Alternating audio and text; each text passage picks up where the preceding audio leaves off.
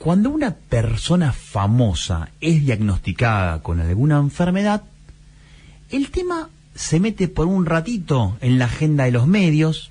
Si está bien y si está mal, se habla al menos. Antes que no se hable, os digo, bueno, por lo menos se habla. Bueno, en este caso tenemos al reconocidísimo actor Bruce Willis, que padece justamente demencia frontotemporal y antes había sido diagnosticado con afasia.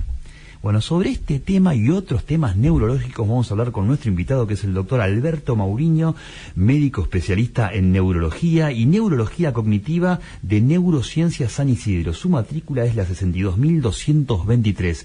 ¿Cómo estás, Doc? ¿Todo bien? Sí, muy bien, y te agradezco mucho la invitación.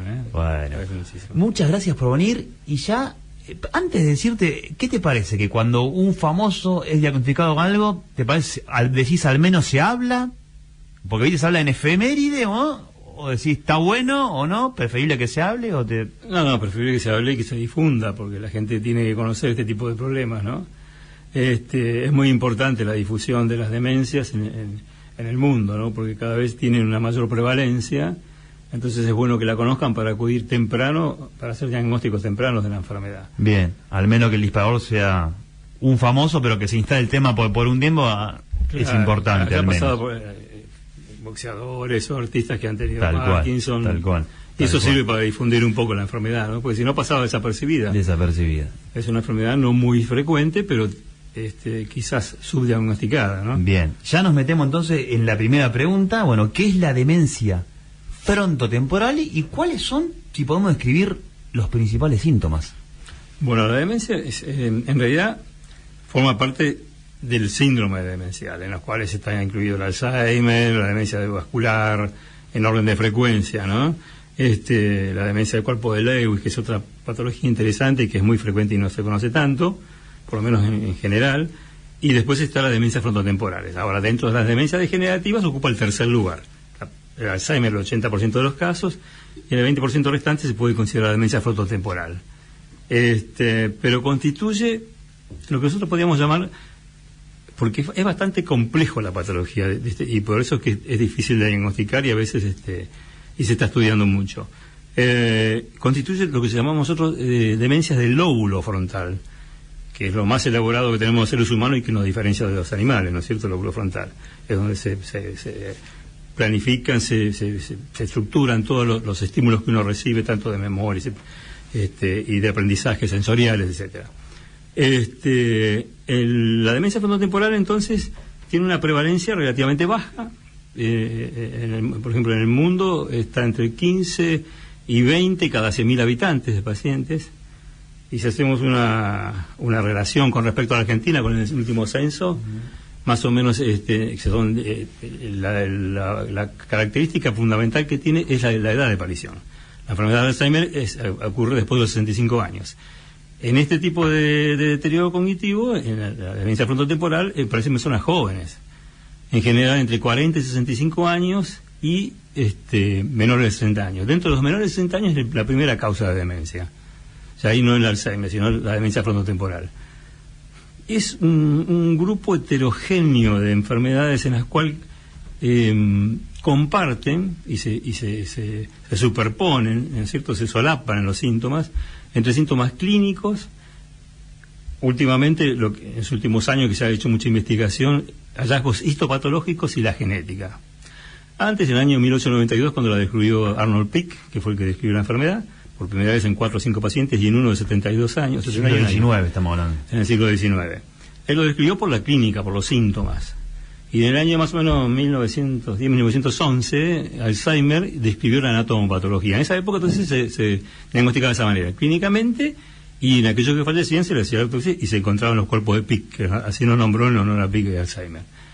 Actualmente no, actualmente hay una serie de marcadores genéticos y clínicos los cuales permiten distinguir distintas enfermedades. Entonces esto es un grupo de enfermedades, entre las cuales está la demencia frontotemporal, variante conductual, que es aparentemente la que tiene Bruce. Otras 2 patologías, o 3 mejor dicho, la afasia progresiva primaria, que debe haber sido un diagnóstico inicial. Yo le hago una inferencia, no estoy claro, porque pero aparentemente él en febrero, creo que fue el año pasado, sí, que se hizo el diagnóstico de afasia, y ahora en marzo dieron a conocer que tenía una demencia frontotemporal. Aparentemente pienso yo, puede haber sido eso, que haya empezado con una afasia progresiva y como hay un solapamiento entre estas enfermedades, haya desencadenado el resto de los síntomas. Y después hay otro tipo que se asocian síntomas motores, por ejemplo, la degeneración corticobasal, son enfermedades bastante más raras, la parálisis supranuclear progresiva, que tengo pacientes y también es bastante rara, pero se diagnostica y se ve. El tema es el subdiagnóstico, como no se conocen tanto estas enfermedades y no hay demasiados métodos diagnósticos al alcance de la clínica general, inclusive los médicos tampoco las conocen demasiado, no las conocemos demasiado, salvo los que estamos en la especialidad, el diagnóstico siempre llega un poco más tarde. O sea, cuando decís subdiagnóstico es que son de difícil diagnóstico. De difícil diagnóstico.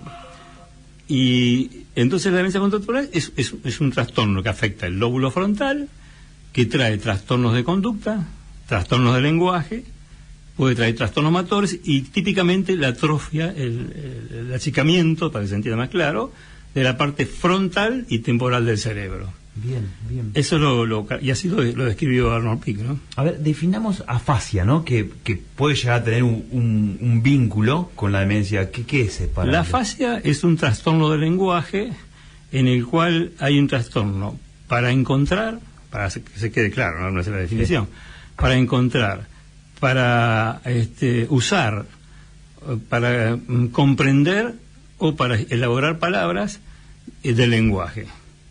En este caso, no sé qué tipo de afasia habrá tenido él, supuestamente habrá sido, supone, una afasia primaria progresiva, que es la pérdida progresiva, lenta, insidiosa del lenguaje, que puede ser en la comprensión del lenguaje, entonces hablamos de afasia semántica, que puede ser en la elaboración, la parte mecánica del lenguaje, entonces afasia, ¿cómo es que se llama? Agramática, que es un término que se utiliza, o no fluente, que no hablan mucho porque le faltan palabras. Y la afasia, otra forma, son cosas raras, ¿no? Pues son todas cosas relativamente nuevas, porque esto estaba hablando en el año 82, la describió Mesurán, la afasia progresiva primaria, en donde generalmente evoluciona hacia el Alzheimer, la logopénica, y también tiene trastornos del lenguaje.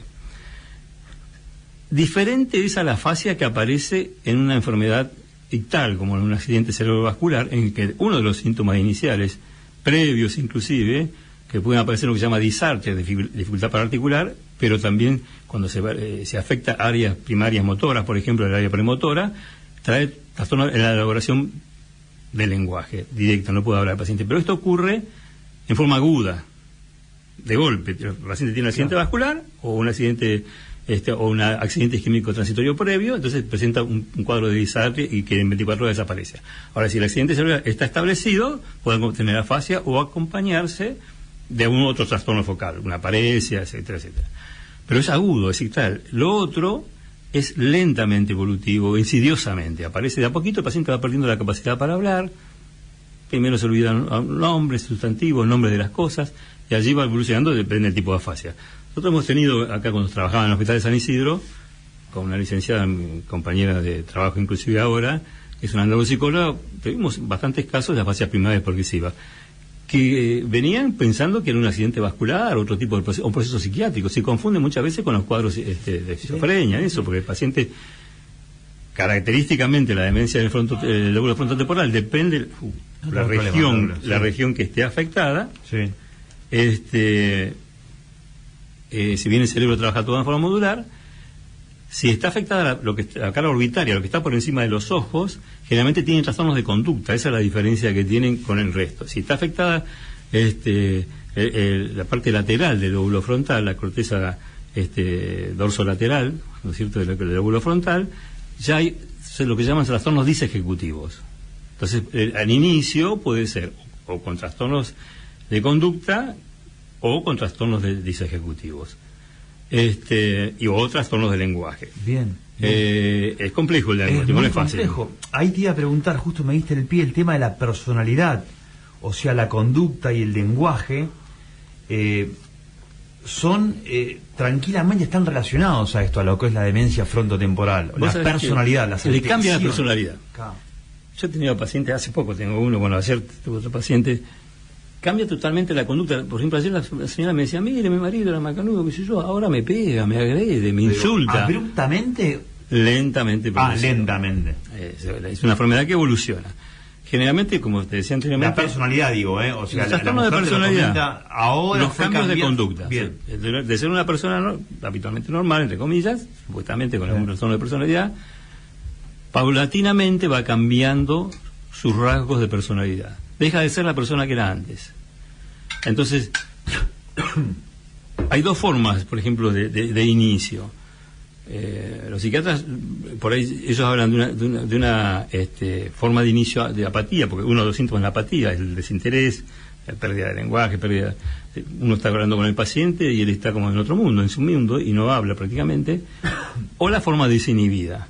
Y entonces la forma desinhibida es cuando tienen conductas por ahí irracionales, bizarras, catastróficas, a veces son impulsivos, tienen impulsivos sexuales, que a veces los lleva a cometer delitos también. Los lleva a las adicciones, tabaco, alcohol, juego. Eso es bastante característico de una persona que normalmente antes no lo hacía. Yo he tenido empresarios que han empezado con esto, que ha venido, y allí te hablaba del retraso del diagnóstico, porque de las formas apáticas se confunden con depresión. Yo he tenido un paciente de un centro muy conocido, de un amigazo mío, uno de los mejores neurólogos que hay acá de conductuales, justamente, pero me vino a ver a mí después de unos años, porque le habían hecho el diagnóstico de depresión. Y el paciente era el inicio. Entonces se confunde con la depresión, a veces la apatía. Es muy complejo el límite. Bueno, y por eso llegan con un 3 años y medio de retraso en el diagnóstico, en el mejor de los casos, ¿no? Bueno. En cambio, la forma desinhibida también sí se confunde con una psicosis, ¿no? Bien. ¿De qué forma podemos estar atentos para, más allá de detectarlo precozmente, para prevenirlo? ¿O prevenirlo no hay manera y podemos hablar de una detección precoz para mejorar el tratamiento? Y es un poco difícil, si de hecho los médicos nos equivocamos en el diagnóstico, no es fácil. Sí es poner en aquellos casos que son los desinhibidos, que tienen trastornos así de desinhibición, porque tienen conductas aberrantes, juntan cosas de la calle, están desasiados. Entonces una persona correcta, por ahí muy bien vestida, con aseo personal, dejan de ser así, cambia mucho en esta parte desinhibida. Entonces, ver estos cambios. De un día para otro, el paciente paulatinamente va cambiando, cambia su personalidad, pierden la empatía, no le importa nada el sentimiento de los demás, tienen conductas agresivas, se ponen irascibles, a veces insultan, se pelean, ese tipo de conductas, más lo que refiere a las actividades de la vida diaria y el compromiso de la parte laboral también. Porque si además tiene afectado, como habíamos dicho antes, la corteza dorsolateral que trae trastornos ejecutivos, ya no pueden elaborar hipótesis, no pueden planificar, no se pueden organizar para sus tareas, entonces empiezan a fallar en su trabajo. Entonces una persona que tiene, como empresario que te decía, tiene una empresa inmobiliaria, trabajaba bárbaro, y de golpe empezó a hacer negocios erróneos, compraba cosas, gastaba más de lo que podía, tenían actos compulsivos, también tienen hiperfagia, lo que llaman, comen muchísimo. El señor que yo te decía, de la paciente que vi ayer, la señora había, por ejemplo, ¿no? Había comprado como 300 gramos de fiambre, se levantó a la noche y para preparar ante el día, se comió todo. Tremendo. O sea, tiene muchísimos rasgos claros. Si uno ve un cambio, entonces generalmente se presenta, está con un cuadro psiquiátrico, está psicótico, o esquizofrénico, o depresivo, en algunos casos. Primero hay que, además de ver al psiquiatra, tratar de hacer un diagnóstico con este tipo de patología. Bien, ¿no? ¿Y a quiénes, si se sabe, estaría afectando? ¿A qué rango etario? Personas jóvenes, menores de 60 años. Menores de 60 Entre años. los 40 y 60 años es la demencia más frecuente, es la primera demencia. Se han descrito casos muy jóvenes. Yo tengo un colega en INECO y otro en el FRENI que han diagnosticado de 29 años, 30 años. Muy joven. Entonces, pero hay una desorganización tal de la conducta y de las funciones ejecutivas, de las funciones básicas del aparato acá, que es increíble. Sí, Doc, es interesantísimo el tema, y un poco, ¿no?, cuando faltan evidencias y esto del subdiagnóstico como que te pone un poco ansioso porque no se sabe todavía, entonces es jodido diagnosticarlo, y si no diagnosticas a tiempo, perdés tiempo. Claro, el neurólogo general, o los psiquiatras en general que no estudian este tipo de casos, y que además no tenemos las herramientas, porque hay proteínas marcadoras anormales en este tipo de cosas, que están presentes en este tipo de patología. Fíjate vos que hay una forma también que se asocia con la ELA, demencia frontotemporal variante conductual asociada a la esclerosis lateral amiotrófica, que es lo que le pasa a Bullrich. O sea que es complejo, y en ese caso hay una proteína anormal, que tiene el nombre de un gym, pero no importa. Decilo. El Fusa, bueno, que está relacionado con eso. Entonces, o sea, de causas no podemos hablar a quién le pasa. O sea, ¿es genética o es no? Rasgos genéticos entre el 40 y el 50% de los casos más o menos tienen algún antecedente de una esclerosis lateral amiotrófica, de trastornos motores, y hay formas que son hereditarias, que se llaman autosómico, y que se transmiten de padres a hijos. Ese es entre un 10 y un 20%, es un caso mínimo, son los menos. Fíjate que no es una patología muy frecuente, y estos rasgos familiares, de forma autosómica dominante, son poco frecuentes, pero hay formas hereditarias. Bien, vamos a meternos en la parte del tratamiento y vamos a meter como ejemplo, ya que empezamos hablando de una personalidad famosa, para ver el rango etario. ¿Cuánto tiene Bruce Willis aprox? ¿50, 60? Cerca de 60. Cerca de 60. Vamos a poner esa edad, ya que empezamos 61 hablando de... 61 por ahí. Claro. ¿Cómo es el tratamiento? El tratamiento, al no contar mucho y conocer la fisiopatología o la patología que se está investigando todavía, que no está tan clara, no hay un tratamiento específico. Como hacemos con todas las demencias, inclusive el Alzheimer, que sí hay drogas y se está elaborando, hay ensayos terapéuticos, todavía están en fase 1 o 2, todavía le falta bastantes años, y vamos a ver si resultan después, ¿no? Porque ese es el otro tema. Pero sí tratar los factores de riesgo. Y son los mismos que para las otras demencias. El aislamiento social, el sedentarismo, sobrepeso, colesterol, diabetes, o sea, toda la parte que son los lípidos, la glucemia, la depresión en etapas tempranas, ahí sí se puede acercar uno al diagnóstico y tratar eso en forma temprana. La parte cognitiva, estimulación cognitiva dentro de lo que se puede hacer, porque ahora, después, ulteriormente, también puede traer trastorno de memoria. La diferencia que hay entre esto y el Alzheimer es que el Alzheimer fundamentalmente afecta a la memoria, y en este caso no, la memoria está relativamente preservada hasta los estadios avanzados. A veces se usan algún antidepresivo. De hecho, mis pacientes se lo he tenido con esto, que son los inhibidores de recaptación de serotonina, no vamos a dar nombres ni nada, pero y tratar los problemas de conducta, o sea, que no siempre responden bien todos a los claro, de conducta. Una cosa es lo farmacológico, vas por ahí, por ahora es eso. O sea, es un trabajo también interdisciplinario, se dice, laburás vos con psicólogo, terapia ocupacional, psicólogo, fisiatras para la parte motora, aquellos que tienen compromiso motor, neuropsicólogos para la estimulación, sí, es múltiple, y psiquiatras, más el tema de medicamentos, bueno, el antidepresivo, y los que se usan para tratar los trastornos de conducta, como usan los pacientes psiquiátricos, ¿no? Bien. Que a veces funcionan y a veces no funcionan. Y con esas herramientas, ¿el paciente logra una estabilidad? Me imagino, depende del caso, o esto sigue avanzando y no hay manera de ponerle un freno. La enfermedad es evolutiva.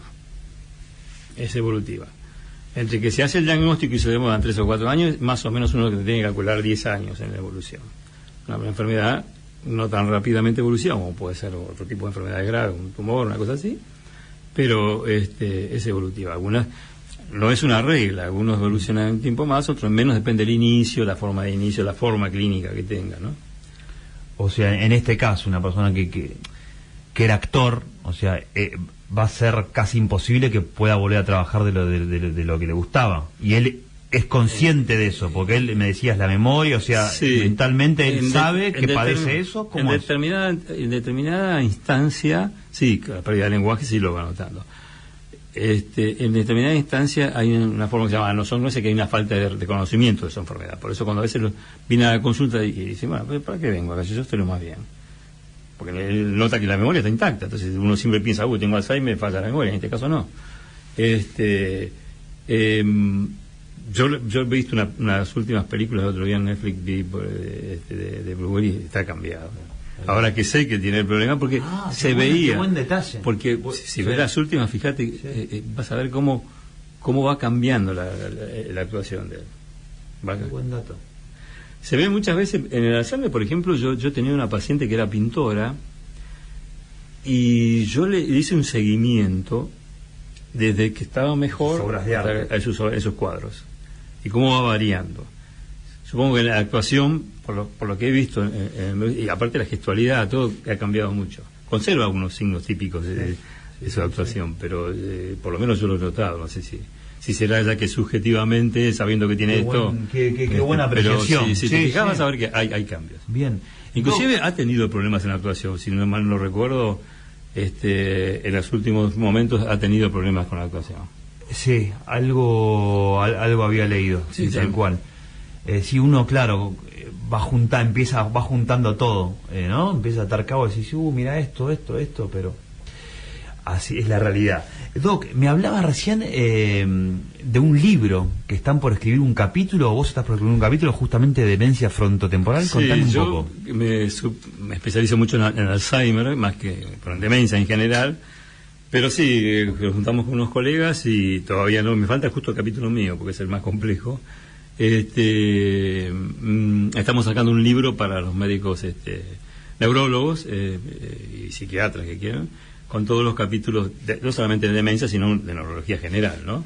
Dentro de los capítulos de demencia y Parkinson son los más extensos, digamos, ¿no? Bien, muy interesante. O sea, es para los profesionales de salud, para la neurología, bien. Sí, y estamos pensando sacar algo para la parte general. Después de esto, la segunda parte va a ser un libro que yo estaba, inclusive, no sé si lo voy a hacer yo, respecto justamente a este tema, que se conoce poco y hay que divulgarlo para el resto.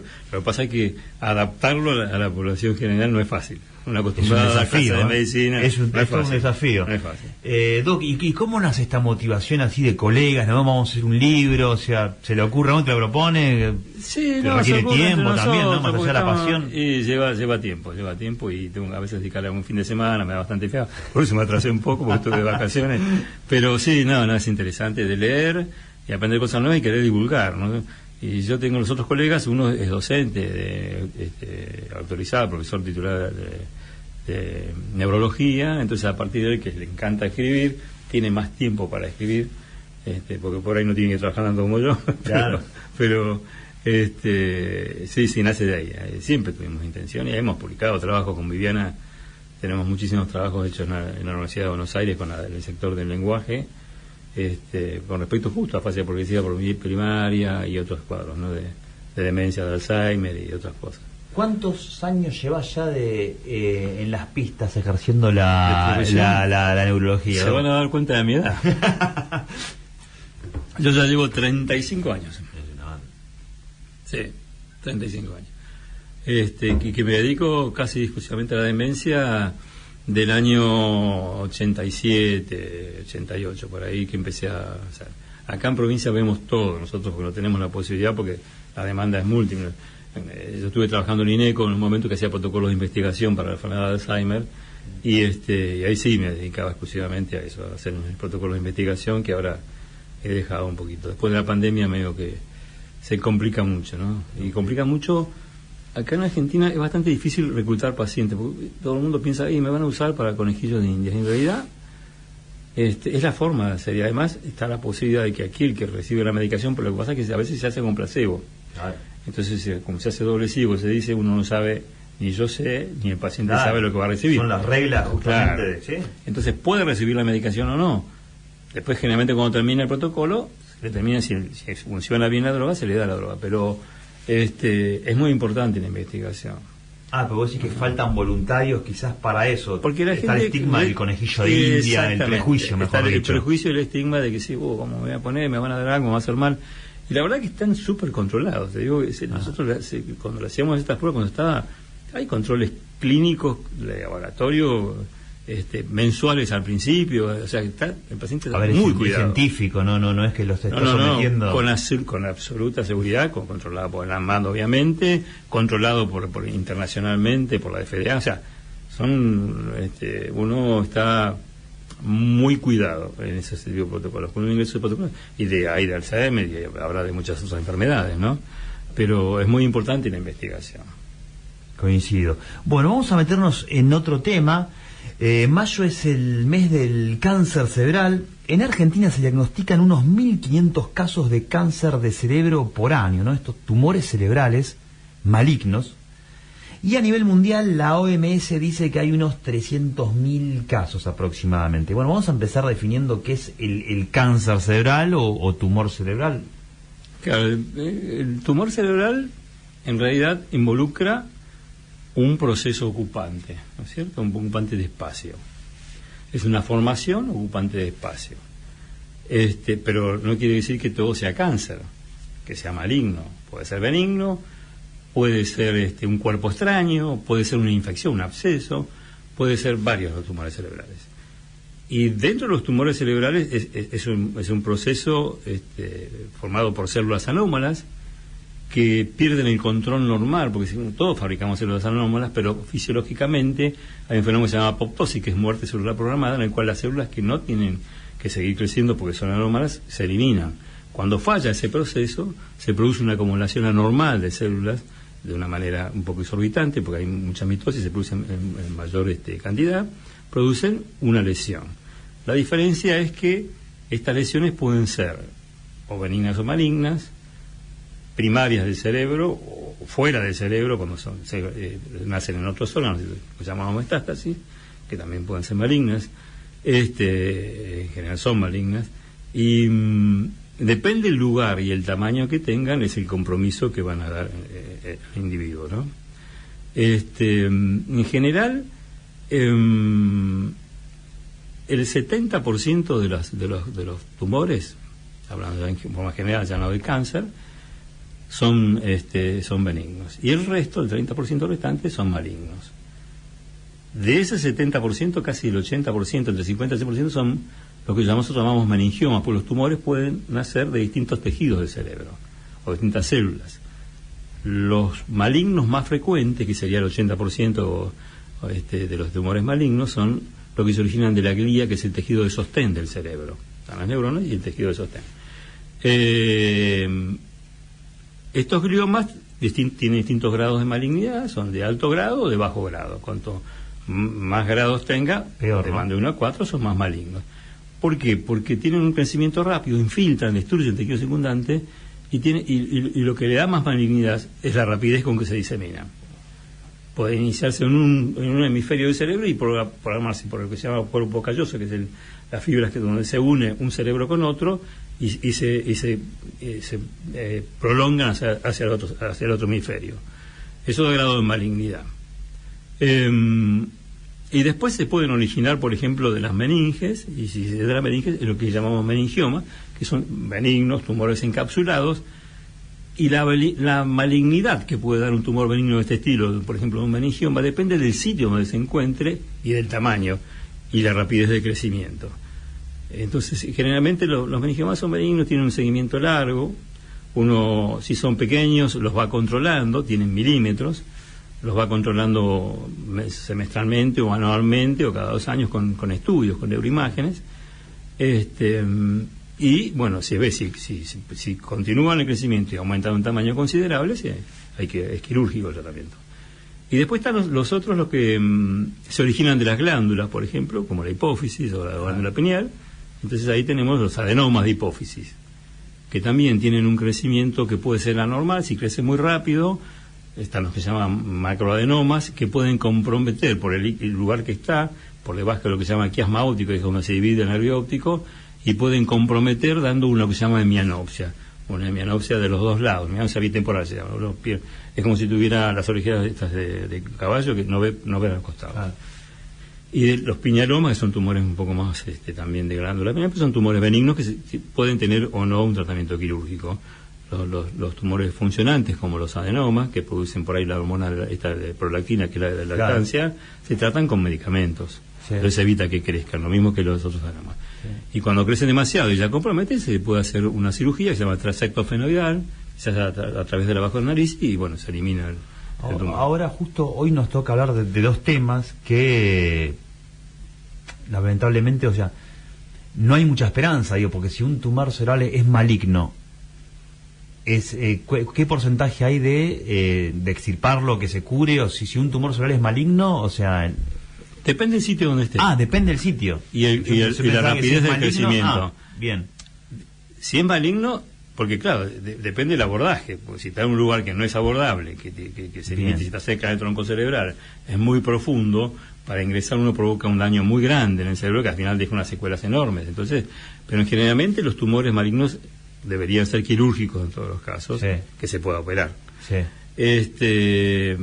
En general la sobrevida en un tumor benigno pueden durar años, pueden recidivar, en un 60% de los casos a los 18 años, 15, 18 años pueden recidivar un meningioma, por ejemplo, y los malignos tienen una sobrevida, los muy malignos de alto grado, que están 18 meses o más.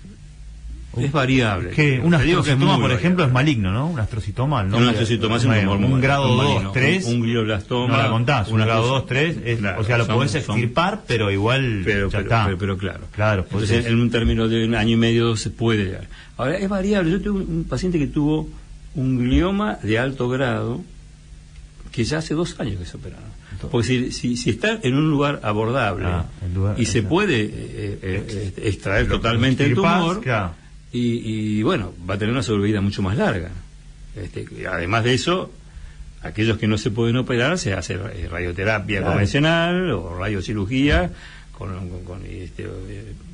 y hay otras terapias por láser también. Bien. En las cuales y ahora el benigno, uno dice benigno, depende en el lugar que esté, puede estar en un lugar que te ocasiona problemas también, ¿no? Por eso, la benignidad lo da en lugar, depende del tamaño, el crecimiento y el lugar donde se encuentre.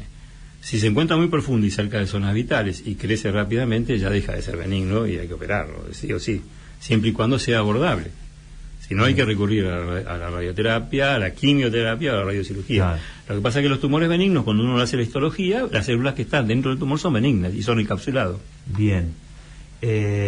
Bueno, para los que recién se enganchan, estamos con una charla interesantísima con el doctor Alberto Maurinho, médico especialista en neurología y neurología cognitiva de Neurociencias San Isidro. Estamos hablando ahora de tumor cerebral, un viernes de lluvia. Son temas interesantes y que siempre terminan aportando algo al quien está del otro lado, ¿no? Sí, y hoy más que nada, en esta época donde todos googlean, depende, ¿no?, de las visitas, terminan acá, así que... A veces viene con el diagnóstico. A veces es tremendo eso. ¿Cuál es la edad promedio de diagnóstico de un tumor cerebral en Argentina? ¿Qué edad? ¿Hay una edad? O sea, ¿desde los 50, 40? Lo que pasa es que depende del tipo de tumor y depende de la edad. No se puede decir... Yo tengo pacientes que tienen, este muchacho que les digo tiene 45 años y tenía un glioma. Y tengo pacientes mayores, generalmente es más frecuente personas mayores, ¿no? He tenido pacientes de más de 60 años, de hecho un paciente que tiene 67 años que está con un tumor y bueno, que se operó y que está con radioterapia y con quimioterapia y los pacientes evolucionan medianamente bien, ¿no es cierto?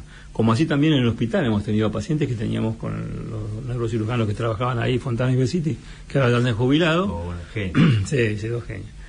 Tenemos pacientes que hemos operado con gliomas malignos y o glioblastoma y uno con un astrocitoma, y el promedio de esos pacientes fue de 6 meses. 6 meses. O sea, lo que viene es paliativo más que nada. Eso es paliativo. Bien. ¿Cuáles serían, Doc, las señales de alerta, si las hay, si es hereditario? ¿Quiénes deben estar atentos a estas patologías o te toca como dicen en la calle? ¿Cómo es? En general hay un rasgo de herencia, pero no es tan frecuente. No está demasiado claro todavía. Sí hay síntomas que son claves, ¿no? Por ejemplo, un dolor de cabeza, generalmente el dolor de cabeza, un dolor de cabeza importante, distinto de lo que uno sufre. Supongamos que hay alguien que es jaquecoso y que es distinto, es mucho más importante el dolor, con característica por ahí que es matinal o a veces nocturno, que a veces lo despierta el dolor de cabeza, o alguien que no sufre dolor de cabeza y empieza con dolor de cabeza importante. Pues te hace todos los días, como seguidos, y no un día, todos los días. No, es permanente. He tenido pacientes, nunca me olvido, una paciente que estaba tratado por un trastorno psicótico, como esquizofrenia, tenía trastornos de conducta y tenía un tumor del lóbulo frontal, que es lo que hablábamos antes, justamente los síntomas frontales. Y bueno, falleció, por ese tumor se operó, pero igual. Entonces, trastornos de confusión, trastornos de tipo cognitivos. Hoy hay un síntoma, en un tipo de tumor que me olvidé decirte, que es cuando afecta a los nervios, hay un tumor que se llama neurinomas, que afectan el nervio acústico y que pueden dar pérdida de audición, mareos, inestabilidad de postura, ese es otro de los síntomas, pérdida de la visión, en los casos hablamos de los adenomas de la hipófisis, o otros tipos de tumores que afectan el nervio óptico según la región que esté ubicado en el cerebro. Entonces, visión borrosa, esos son algunos de los síntomas. Otro es el dolor de cabeza importante con náuseas y vómitos. ¿Por qué? Porque digamos, en la evolución del tumor, como va comprimiendo, va generando fenómenos inflamatorios y edema cerebral. Ese edema cerebral va produciendo lentamente lo que se llama hipertensión endocraniana. Entonces el paciente es ahí cuando tiene cefalea, náuseas, vómitos, trastornos de conciencia, porque el cerebro se va como inflamando, se va comprimiendo. Entonces, y esos son los síntomas, entonces por eso dando esos dolores de cabeza importantes en otros casos, ¿no? Bien, y ahí el tema hereditario, porque una persona nos está escuchando del otro lado y que tuvo un pariente, un padre con, no sé, un tumor cerebral, esa persona no tiene ninguno de los síntomas que vos dijiste, esa persona se tendría que hacer, por ejemplo, no sé, una tomografía una vez por año, o no es necesario. No creo que sea necesario. No es necesario porque por ahí hacer algún estudio de imágenes si le genera si le genera tomar, hacer una resonancia que tiene que ser generalmente de alta definición, no mayor a un Tesla, sí. Generalmente la de 3 Tesla la que más mejora las imágenes para. Pero o sea, no sería necesario para, si no tiene síntomas, que vaya a hacer tomografía. No, en estos tipos de gliomastrocitomas no es tan frecuente que sea hereditario. Claro, puede haber casos, por supuesto, sí, pero sí, no es lo más común. Pero ahí, para que quede más clarísimo, lo explicaste espectacular, estar más atento a los síntomas, a estas señales que dijiste, claro, te duele la cabeza. Distinto a las demencias, por ejemplo, que vos sabés que tienen un rasgo, que hay cierto tipo de demencia, sobre todo en personas jóvenes, que tienen una herencia autosómica dominante, y ahí sí. O, para el caso, aquel paciente que tiene familia con aneurisma cerebral, una dilatación anormal de una arteria, tiene un rasgo de herencia autosómica, entonces si se descubre en el padre o la madre un cuadro aneurismático porque tuvo una hemorragia cerebral o tiene aneurisma, la familia sí tiene que controlarse con una angioresonancia porque es muy probable que se transmita, y yo de hecho lo he comprobado, y bueno, todos, pero lo he comprobado en muchos casos, ¿no? Bien. Doc, qué interesante todo lo que estamos hablando. Te voy a tener que volver a invitar, por ejemplo, para hablar de Alzheimer, es otro capítulo, porque imagínate, el programa termina a las 5 y no nos podemos meter en otro barco que va a ser del otro lado. Vamos a dejar caliente al oyente, por eso. De las demencias, ¿cuál fue en el último tiempo aquel estudio o aquel avance que más te conmovió a vos, avance científico, ¿no? En algo, esto, qué buen aporte esto después de tantos años en algunas demencias, si es que lo hubo. Los biomarcadores. Traducímelo, a ver. Los biomarcadores son la detección de proteínas anormales. En Alzheimer, por ejemplo, la beta amiloide, la proteína tau. Nos van a por ahora el líquido cefalorraquídeo hay que hacer punciones, pero los biomarcadores son importantísimos, no son tan costosos. Cuando salga en sangre, que ya tiene que estar por salir, y ya se está hablando que va a salir, todavía no se pudo, pero va a ser ya un diagnóstico, quiero ver colesterol, lo mismo. ¿A ese nivel? A ese nivel, pues se van a medir estas proteínas anormales en sangre en aquellos que uno piensa que puede tener un rasgo familiar o que tiene, porque hay factores de riesgo, no quiere decir que están las demencias que se transmiten en forma hereditaria y va a la mitad de la población de la familia. Y están las demencias donde está el factor de riesgo. Está el padre que tiene Alzheimer, la madre que tiene Alzheimer o que tiene la frontotemporal, el tío, y genera una sospecha. Entonces ahí lo bueno sería poder detectar biomarcadores. Y después están los otros marcadores de imágenes, que lamentablemente algunos centros lo tienen, nosotros lamentablemente no lo tenemos. No es de fácil, pues son carísimos. Como ¿imágenes qué es? La tomografía, claro, una resonancia, una tomografía más potente. Una resonancia más potente que mide volumen del cerebro. Una resonancia, una tomografía por emisión de positrones, que es la que se usa generalmente para la detección de cáncer, con un marcador específico que miden estas proteínas anormales. Y el SPECT, que ya sí es un poco más frecuente, que el SPECT lo que mide es tomografía por emisión de fotón único, que esa mide el flujo sanguíneo cerebral. Entonces uno ve que el PET lo que mide, la tomografía por emisión de positrones, lo que mide es el metabolismo cerebral, el metabolismo de la glucosa, pero permite detectar estas proteínas anómalas en el cerebro.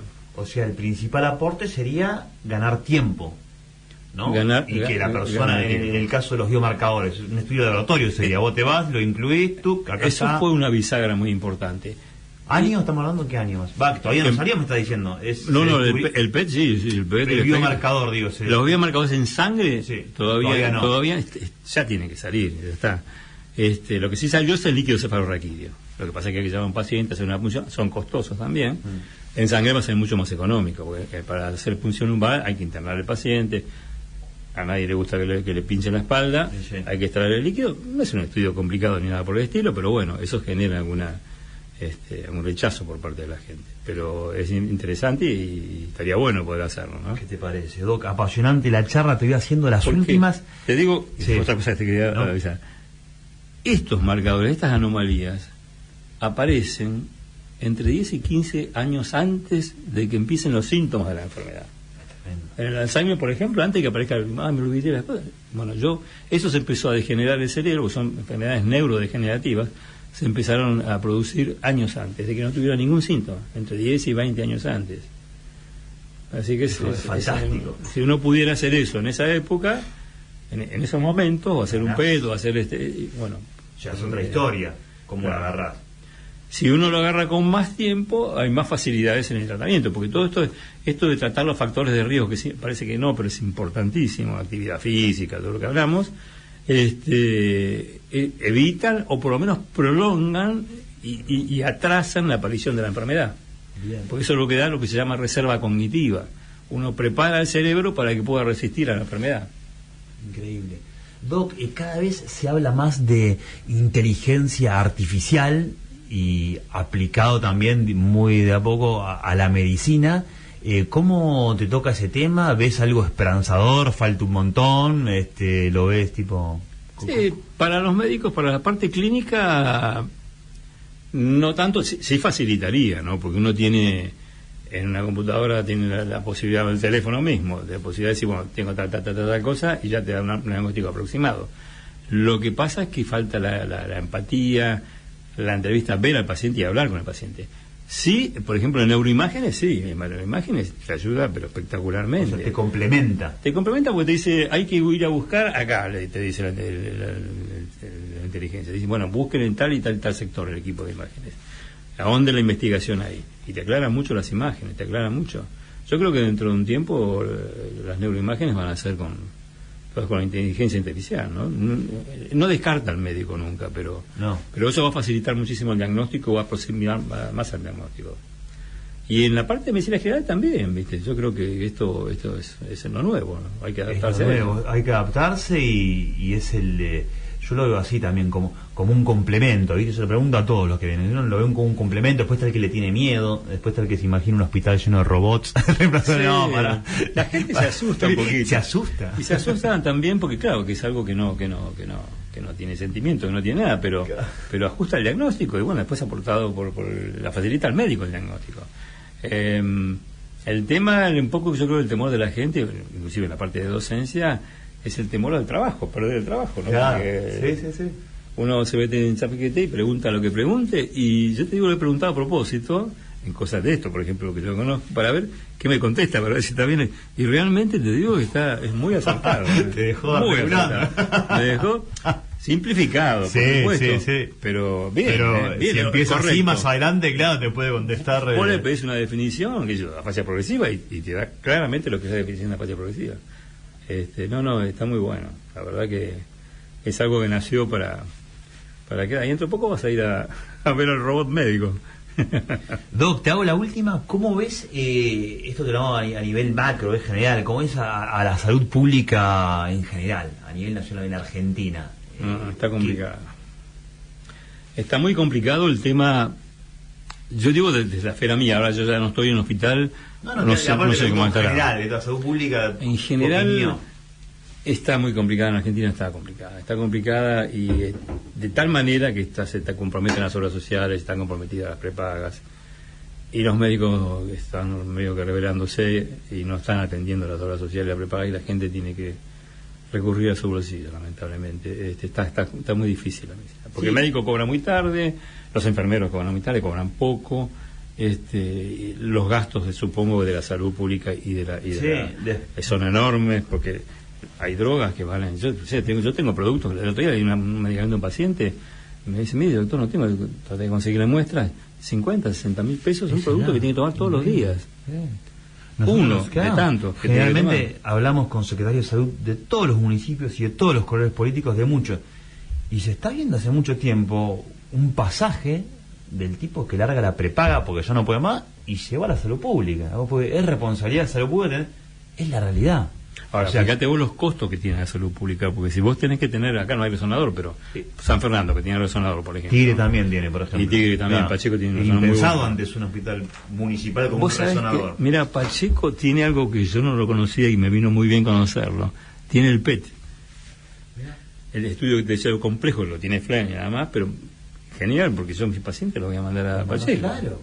Pero eso genera unos costos enormes para la salud pública. Era imposible sostenerlo antes para un hospital público, un resonador, lo tenías que tercerizar porque no lo podías sostener. Bueno, ahora esos estudios, pero el costo que le genera a la municipalidad o a la provincia es enorme. Lo mismo las drogas, hay drogas que son, yo te hablo de esta 50 mil pesos, hay drogas para tratar la esclerosis múltiple que valen fortunas. Fortuna. ¿Y eso lo mantiene quién? Lo mantiene el Estado. Lo mantiene el Estado. Es difícil, está muy difícil, la verdad. ¿Y cuál sería, no sé, una de qué manera podría mejorar esto? ¿O estamos en un contexto que es casi imposible? Mira, yo creo, no sé si me van a tirar un bombo más, pero yo creo que es muy difícil sostener el hospital absolutamente gratuito. No, muchos opinan eso, o sea. Yo creo que aunque sea, no sé, lo que puede el paciente, lo que puede pagar el paciente, porque si no es imposible sostener eso. Hubo una época, me parece, una época, en la mitad, yo no sé si estaba estudiado esa época, no me acuerdo ya, pero creo que se pagaba un pequeño arancel. Mínimo, como para... Mínimo, no sé, 550 pesos, qué sé yo, 100 pesos, 500 pesos, no sé.